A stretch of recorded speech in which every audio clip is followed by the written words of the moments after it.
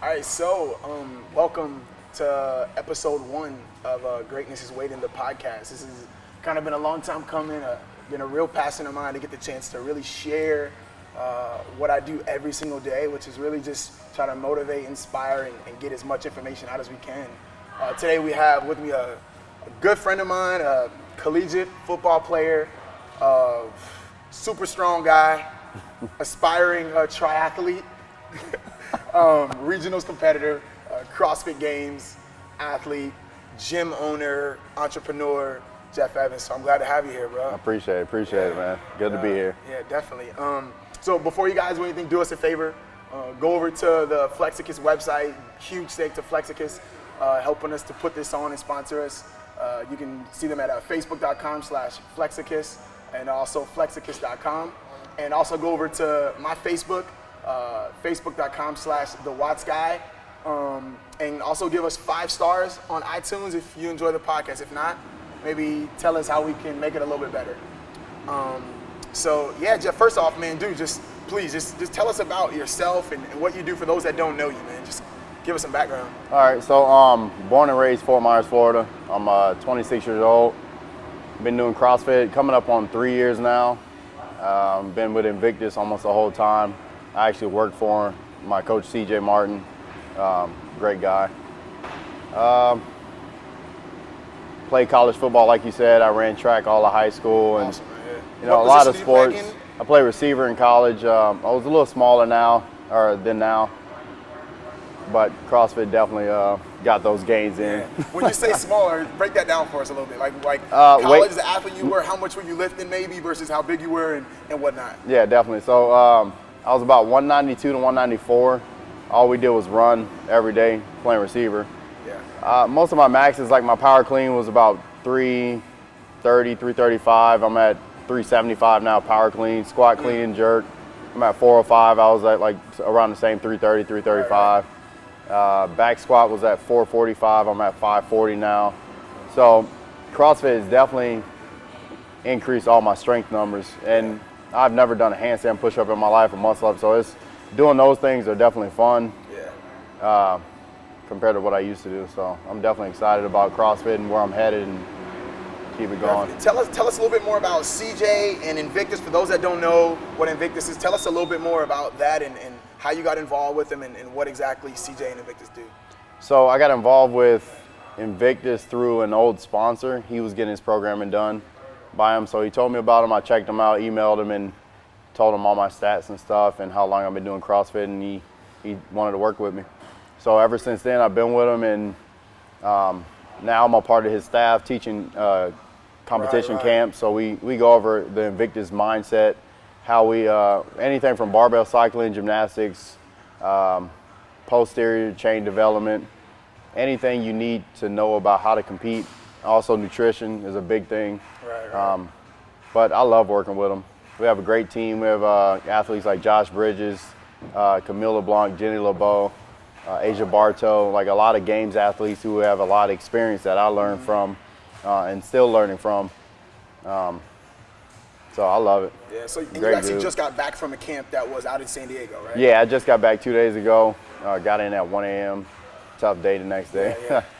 But yeah, we had a great camp. A lot of people from all over the world travel to the camp. So it was in San Diego, and we had a couple from Australia, a girl from New York, one from Mexico, or a couple of people from Mexico, one from Brazil. So it's not just the local people that come; it's all over the place. Yeah. And how long do those camps normally last? And like what's the schedule? Like, what are you guys doing? And what's that like for you now being an athlete and as well as helping to coach some of these other athletes? Yeah, definitely. So we do Friday afternoon. It's about 3-4 hours. We do a front squat, back squat workout, just to get our bodies moving around and get to meet it. It's more like a social thing. Everybody gets to meet everybody in the camp, and then we have a barbecue at the end of it. CJ's mom, they love cooking for us and stuff. They take care of us real good. I've heard about that. Yeah. We've talked about that. Yeah, mango sticky rice is amazing. But then Saturday, Sunday, we split it up. Like I said, we work on clean and jerk, snatches, barbell cycling, mindset stuff. We had Heidi. She does a lot of our mindset stuff. Is the best thing I've ever been through, and I've done 3 camps now, so I got to hear it 3 times, teaching and the first time, so 4. But we also go through gymnastics like handstand push-up, muscle ups, and not just skipping. doing them, but the progressions. Yeah, all the progressions, the faults and everything. Awesome. So, like I said, we break it down piece by piece and teach you how to be a greater athlete, better athlete. So that's awesome, man. So tell us a little bit about your journey, about how you made this change. You're, a kid from Fort Myers. You work hard. You get an opportunity to go, to college. And now you're done with college. You're back in Fort Myers. How did you find CrossFit? How did you come into it? After college, I came back. I knew I wanted to personal train, so I ended up getting a job at LA Fitness. What was your major, actually? I'm sorry to cut you off. I majored in exercise science. Got a bachelor's in that. Something I love doing. I love learning about the body, how it works with exercise, and just my passion. Helping people is something I love doing. But getting into CrossFit, I worked at LA Fitness for 6 months, and after that I moved over to the Omni, which is now around the clock. But I worked there for almost 2 years, and my partner for Iron Stable, he's the one that told me about it, got me into it. So in 2012, that opened a week before. He told me, he was like, man, sign up, try it out. So I went through all the workouts, didn't really understand what CrossFit was. Went through them, got destroyed every time. Do you remember what your first workout was? Yeah, 7 minutes of burpees, and I will never do that again unless I have to. I feel like you'll never forget that the first time that I ever did CrossFit. It's funny, I was telling this story last night at the nutrition seminar.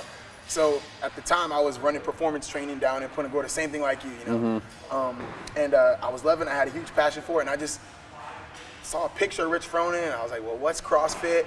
So I started looking it up, and all I knew was that it included Olympic lifts and a bunch of other stuff that I knew I'd done before. But I knew that I had a lot to learn, so I just signed up for the level 1. I had never done CrossFit. I just signed up. I was like, I'm gonna go take the level 1. There. So I feel like you never forget your first CrossFit workout. I won't ever. It trashed my body. 7 minutes of burpees. You thought you were an elite athlete. Yeah. All right. And now what? So after I finished the open, like I said, I didn't really understand what it was. So I went back to, I was actually doing physique prep too. But it kind of got boring played out for me because, like you said, being a top athlete and competing all the time is just, you have to have that constant just challenging mentality. Yourself, something I always need in my life. And so October 2012, end of 2012, in October, I found out they had competition, Pantheon Games, down in Miami in November. That was your first competition? Yep. Wow. So I prepped 1 month, went down there. Luckily, they had a 40-yard dash because I ran track all in high school, so I ran 4.3, 4.40, just stupid fast. So I knew I had that down, at least top 3, and a long jump, which I knew I could jump. So was this a combine? I know, right? So I ended up getting 3rd, and after that, I never looked back. That's awesome. Yeah, so 3 months after that, I found Invictus blog, was on it for a little bit. Like a lot of people, just did you? Yeah. How long was it? So you start following the Invictus blog, just the daily workouts, which give you like progressions and give you a set schedule and training regimen. Exactly. How long were you doing Invictus the blog before you decided, okay, I want to now turn the corner and I want to really do something? You set some goals and you were like, all right, I need to kind of turn the table. 3 months. So I was on it 3 months. My friend, I got my level 1 in November actually too. I think it was right after or right before that competition. Is it in 2012? Yeah, 2012. Got my cert, and I got a 2:31 Fran at the cert, and everybody was like going nuts because it's like, how long you been doing CrossFit? A month, month and a half. They're like freaking out. I didn't know what it was. So I trained 3 months on Invictus blog and got my Fran time down to 214. And I'm like, I need private. If this is working for the general population that are doing it, if I get more specific programming, I'm in there. So I hopped on with CJ, and after that, it's been a wrap. Definitely. I think it's a good progression, but it's also a good thing for people to hear like why you made that change. I feel like a lot of people think the answer is remote programming. You know what I mean? And for depending on what your goals are, like in your case, like you would end up going to the CrossFit Games. Realistically, talk a little bit, because I know people probably don't know. 3 months on the Invictus blog, you end up going to remote coaching. When you came into CrossFit, talk a little bit about, because you and I have talked about this before, the current numbers versus what the current industry standard numbers versus what your numbers were when you came into CrossFit. Because I think a lot of people will hear that and be like, I need to go do remote coaching. And I'm a big proponent of the opposite of, you should stick to your gym's programming, and then realistically, based off your goals and where you are right now, maybe look at taking some other options. So you started CrossFit. What were your numbers? So me personally, I was in a different situation because I just graduated college a couple of years before, and I was still working out and everything, and I was always a stronger athlete. Even though I was a receiver, I was still stronger. So coming into CrossFit, my numbers were in the top 1% probably. Right. What was your clean and jerk at that time? Around 330. Snatch 205, but that was more no technique. That was no technique at all. I actually, funny story on that. Juan Acosta over at Fit Factory. Really good guy, yeah. He taught me how to snatch one day. The next day I came in, practiced a little bit, PR at 265. Yeah. 60-pound PR just from technique. Right. So after that, I focused more on the technique and stuff like that, and my numbers just kept shooting up. But I feel like a lot of people don't understand they need to go through the right progressions. Building your posterior chain, building your base strength, your base conditioning. Like, you have to have a great base if you want to make it to regionals or the games. And a lot of people get into CrossFit and get so hyped up instead of realizing, like, I got to go through the right steps to get there. So, now you're a level 1 coach. You've done the Pantheon Games.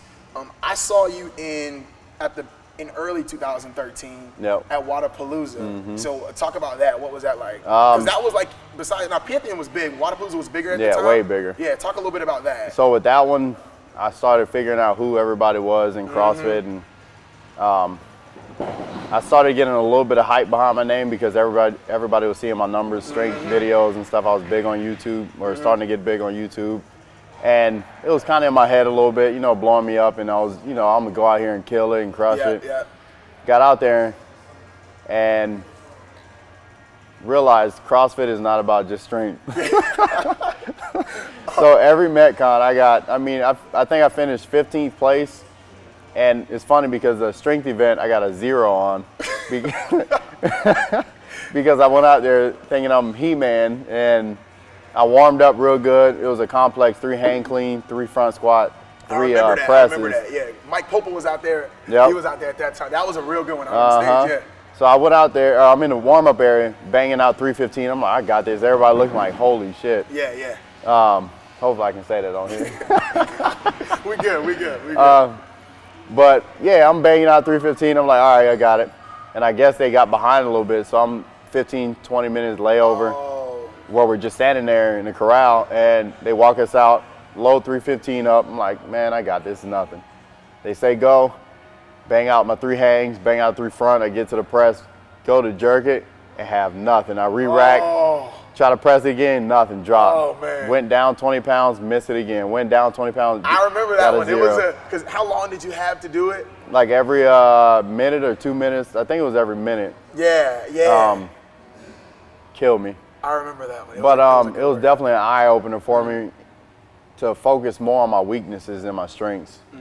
So, that was definitely the comp that tuned me in more to learning my body, and it was a great thing for me to miss that lift. I remember being there, and I was watching the workout. It was the workout that was like a 30-meter broad jump burpee. Then we had to do like a row, and then it was like a 20-calorie row, and it was like 25 chest to bars. It was like 30. It was crazy.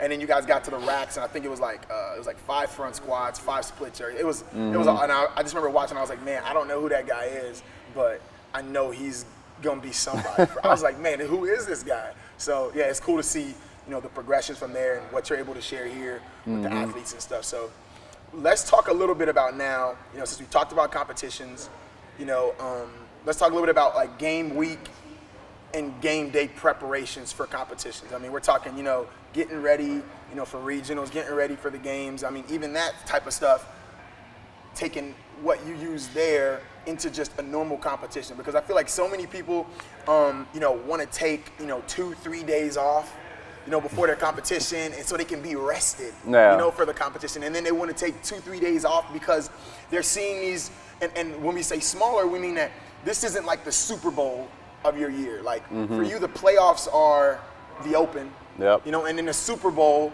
would be regionals. And now, if you've never made regionals before, your Super Bowl is at this time is probably going to be regionals. Yeah. Whereas you've made it to the games. So for you, the playoffs are regionals, and then the games are the Super Bowl. Yeah. Can you talk a little bit about like game week versus game day prep? All right, I've got this competition, and kind of how you go about the thought process of it. All right. So normal competitions throughout the year, I'll hop in just to test myself and see where I'm at. Right. I'm at the point now where I don't ever test the wads out. Never. Because I want to see how my body performs. In practice, I do 2-a-days most of the time, but in practice is where I make my mistakes. If I have, say, Man, that's such a good point, Jeff. 20 muscle ups to start a workout, and I know my PR is now 18, but say it's 15. I used to think, all right, I'm gonna break it up 4 sets of 5 because I know if I hit 15, I'm gonna be dead and be doing singles and this and that. Right. Now my mindset is go as hard as you can, make your mistakes, and learn how your body works. Man, that's such a good point because I see people and they're you need to strategize. You know what I'm saying? You need to come up with a plan and know what you're capable of. But I see people so many times overanalyzing and they're not understanding. Listen, you're not gonna go into, I always can go back to basketball and to, into football. The preseason scrimmage, you're not gonna go into it thinking like, this is gonna set the table. No, listen, we're gonna run the plays that we wanna run. All right, we're gonna try to get shots where we want. We're gonna try to run the ball here. And we're gonna find out where the weaknesses are. Is it the offensive line? You know what I'm saying? Hey, Yeah. is it finishing by the basket? I feel like it's the same thing. People are taking that approach to where this is the end all be all. They're stressing about it. And instead of using it as, hey, you know what? I'm gonna go in. I'm gonna see where my weaknesses are and just get better. So Yeah, you got to take every day as a learning experience, even in competition, because I feel like the biggest thing that CrossFit has taught me is patience, because I used to be super impatient, but that's the biggest thing I think CrossFit has taught me. And as far as competing, but yeah, I make sure I make all the mistakes in practice. yeah. And I go as hard as I can because my weakness right now is gymnastics and condition work. So I'm busting my behind trying to get better at it. So anytime I get on it, I'm trying to go unbroken. When you say that that you lack the patience, what would you say a factor for that was? Like, why do you think that was? I think because college football, in track, I worked my behind off and I seen the results quick. Right. I was working hard, but I wasn't seeing the results as fast as I wanted to because my mind, I want to go to the games. Right. I know I'm that good of an athlete, Right. but it definitely, like these Wadapalooza and Pantheon, and I didn't get first. So it's like, it's building up in my mind that, I got to work harder and work harder. So I did, and it's still not getting there. Right. So it's like, all right, you got to tune everything out when you're working out. Focus on the gymnastic at the time, or the strength, or Metcon, whatever it is. Right. Zone out on just that and learn from it. You don't want to, like we said about, I want to go to the games next year. Yeah. It might take you 4 or 5 years just to progress the right way. You need that patience. Otherwise, you're going to end up burning out and not even want to do it. Yeah, I feel like, so many times, and whenever I work with, a lot of my youth athletes and my athletes in general, it's about the work that you put in here today, every day, on a consistent basis. Nutrition, injury prevention, all my skills. Again, for my sport, whether it's CrossFit, basketball, football, hockey, like whatever it is, on a daily basis, I'm watching film, I'm resting, I'm hydrating, I'm eating. Yeah. All those things, they give you the right to expect greatness from yourself. I'm not gonna go in thinking, well, I don't really have a chance. because chances are you won't. You know what I mean? People make that mistake too. Yeah. But you have to be realistic. As you hit these obstacles, like, okay, you know what? Like, back to the drawing board. Hey, this is still my goal. I still feel like I belong here. You know, but how am I going to readjust and make sure that I continue to get there? Exactly. So we got the week of the competition, all right? It's Monday. You know, Monday and Tuesday. What are you doing on Monday and Tuesday? All right, so say it's a normal competition, like 2-day, Saturday, Sunday competition. Monday, Tuesday, Wednesday, normal training. I don't change anything up. Go through what CJ programs for me. Right. Thursday, I take off. I do nothing but cardio, like super, super light cardio just to get me moving. Then I'll have a 2-hour session with our massage guy here. He does some the mobility, tight. flexibility. Yep, exactly. Yep. So I do that heavy on that. Come Friday, I usually have to travel and stuff, but early in that morning I'll do intense intervals on the rower, air dying, ski erg. No running, it hits my legs a little too hard. Will you do any lifting that day? Like, No. say there's a big lift inside, will you do anything that day? Like I said, I don't run through any events, so whatever CJ program Monday, Tuesday, and Wednesday I run through, I get a lot of lifting done in that time. But Friday, intense intervals, real short session. Usually it's like maybe 15 to 20 minutes long. Right. Come Saturday, I'm already warmed up, feel my lungs open, I'm good, I'm loose, mobile. Compete Saturday, compete Sunday. Right. As far as training, I keep that the same. Regionals a little different because it's Friday, Saturday, Sunday. Right. Kind of keep the same setup.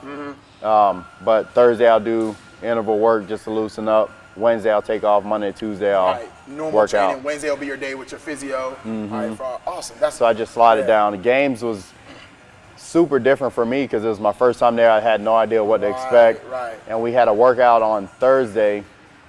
I think it was Thursday, Friday, was it Wednesday? At the Beach games? workout. Yeah. I think it was. Can't remember. I think it might have been Thursday because I got there. Yeah. I got there last year on Thursday, and y'all already had been going. Yeah. Yeah, Thursday. All right. So yeah, that must have been a real crazy one doing something on Thursday for you. It threw me way off, and I didn't know what to expect. And the day before, I made sure I got out to the beach and swam a little bit just to feel the water out, do my cardio thing. So other than that, I kept everything the same. I just slide it down one day. So I get my body work done, then the next day interval stuff, and then compete however long. So yeah, training is set up exactly like that. As far as nutrition, routine is the biggest thing for me. So I know how my body functions every day in and out from practice and comps. So nutrition, I have a local nutritionist here, Jeff Delaney. He programs all my meals, and then I have Lean Box company, local company here that preps all my meals for me throughout the week. Right. So I don't have to think about it. I just grab it, eat it, and I know I'm getting everything I need. Supplement wise, I'm with Extreme Endurance. They're full line of product, and I use it twice a day most of the time. And I add for the protein powder, I do 40 carbs or 40 grams of protein, 90 carbs for post workout, pre and post. Right. And I'll just have the one shake, and I feel like I recover really good. It took me a while to get to that point to learn about the amount I needed. That's a big one. That's a big one that we talk about. That we talked about last night at the nutrition seminar. Is finding that ratio of carbohydrates to proteins and how important people are running away from the carbs. That's a really good point. It's a really good point. Yeah, you definitely need the carbs to restore that muscle glycogen and all. But post workout, that's what I always 40, 90 protein and carb, and I do use dextrose because my coach CJ loves dextrose to spike your insulin up and start the recovery process a lot faster and restore your body quicker. Right. So same thing for comps, but I'm a little weird because I have a big breakfast during competition days, and I don't eat anything unless it's a shake. When you say a big breakfast, let's go over that. What's a big breakfast? I mean, eggs. It depends on. I'm usually at a hotel, so I can't have my own food. I don't usually have my own food. But eggs, bacon, usually anything I want to eat. Sometimes French toast, pancakes. Get it. Just eat, and then I make sure I keep it 4 hours before the first event. Okay. That way I have time to digest it and I don't feel heavy going into the workout. But pre-workout, I have a third of the shake, and then the rest right after. Right. And then same thing the rest of the time. That shake is protein and carbohydrates. Yeah. Right? No fats, right? No fats. Right. So I use that 40 to 90 again. Yep. Right. Same thing every time. And then in between, I have, like you said, my fats. I'll have like avocado or some nuts in between. just a little bit, not too much, because I don't like my stomach feeling anything on game day. It's a good point because like you found what works for me. You Yep. know what I mean? And so much of competing in competition is about finding what works for you, not what works for someone. I mean, what Jeff is doing may not work good for you. Exactly. You're gonna have to find out the things that are gonna work best for you, but you only can do that by trial and error. I mean, listen, people at the gym talk about me all the time. I've never had a problem with like upset stomach. You'll see me like lifting and I'm literally eating as I'm lifting. And I'll be getting ready to do the Metcon as long as I got 10 minutes. I mean, good to go. I'm good, but other people, they can't do that, Can't eat it all. They're constantly, they're wondering why they're not feeling good or performing well. You just got to be your own, you just got to be your own, test lab. Yeah, the same way I talked about how you make mistakes in your practice. Anything you got to work on. It's the same with nutrition. Yeah. If you got to mix it up, I've been through all fish diet, vegetarian. I remember you were playing around with that. Not eating fruit at all. Like I've done so many different counting macros, like a lot of things, and just picking little things here and there that work for me. And I've come to find out that what I'm doing now is like perfect. What you're doing now, how long have you been, what you've narrowed it down to now, and we'll end on this. How long have you been doing what you're doing right now? When did you fine tune it to what you feel like is the most proficient for you? I've been doing it, I think I got with Lean Box, I want to say because I know you were with Jeff last year as far as like doing your nutrition, and that helped you change a lot, but like now you've really got it locked in because you got the for the past 4 months, I think. So started doing CrossFit when? 2012? 12, yep. Right. Collegiate athlete, 4 years, all right? And now, just in the last 4 months, 2015, you finally found what works best for you. I think it's just a huge learning experience for people to really take that in. Is like you're not gonna have the answers all right now. Yeah, it's not overnight at all, not even close. Through that process. Yep. I guess we will add a couple more. So we talked about what you're having for breakfast, what you're having you're having your shakes, pre and post, and then so the competition day. Is every workout, are you having that shake every workout? Yeah, same shake every workout. 40-90, 1/3 before and then 2/3 after. Yep. And after the last workout, finish the shake, have a huge dinner the night before. Huge, because I'm like starving, my stomach I'm just craving food. So I usually have either a lot of like fattier foods, like steaks and all that. I love steak. A lot higher calorie content. content Yeah, where I'm loading myself up. A lot of potatoes, sweet potato fries. I love those. Right. And for me personally, it's funny. Some people might not agree with this. Brace yourselves. But I usually have one beer the night before, and after the first night. Sometimes my first regionals, I had a beer every night that night, and it just takes the edge off me. It just relaxes my body. It's like a muscle relaxer for me. Make sure I you're sleep good. of legal age and do not drink and drive. Okay. But yeah, that's something I always have done since the first regionals, and I mean it's worked for me. Yeah. Just to take the edge off and relax. Yeah, I remember first regionals. Mohawk kid. Yeah, I got rid of the Mohawk. Played out now. Well, I think that's a good time. We'll go ahead and take a break, and we'll come back with some more after that. Cool. It's early, and it's cold. The streets are still empty. You sweat while they sleep, and the city is your gym. You tear yourself apart because you know you can be better, faster, stronger.